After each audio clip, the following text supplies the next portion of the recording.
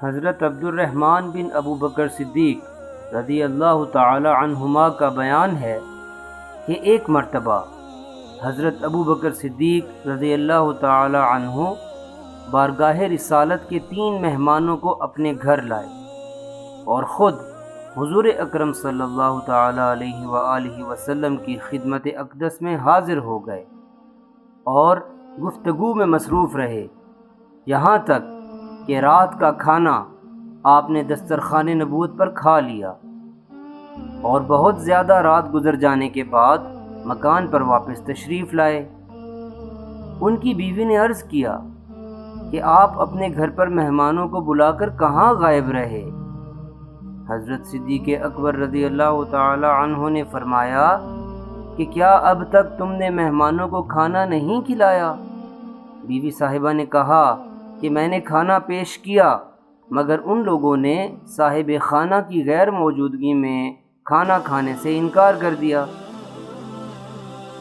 یہ سن کر آپ رضی اللہ تعالی عنہ اپنے صاحبزادے حضرت عبد الرحمن رضی اللہ تعالی عنہ پر بہت زیادہ خفا ہوئے، اور وہ خوف و دہشت کی وجہ سے چھپ گئے اور آپ کے سامنے نہیں آئے۔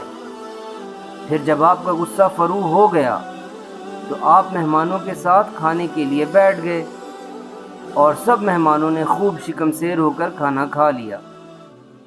ان مہمانوں کا بیان ہے کہ جب ہم کھانے کے برتن میں سے لقمہ اٹھاتے تھے تو جتنا کھانا ہاتھ میں آتا تھا اس سے کہیں زیادہ کھانا برتن میں نیچے سے ابھر کر بڑھ جاتا تھا، اور جب ہم کھانے سے فارغ ہوئے تو کھانا بجائے کم ہونے کے برتن میں پہلے سے زیادہ ہو گیا۔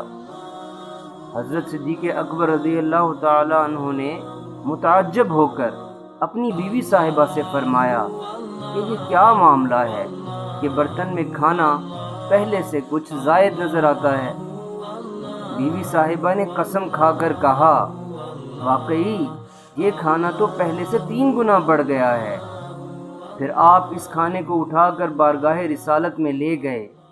جب صبح ہوئی تو ناگہاں مہمانوں کا ایک قافلہ دربار رسالت میں اترا، جس میں 12 قبیلوں کے 12 سردار تھے، اور ہر سردار کے ساتھ بہت سے دوسرے شتر سوار بھی تھے۔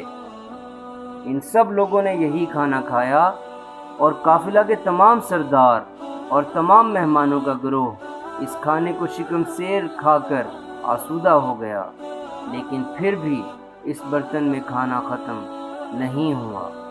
سبحان اللہ۔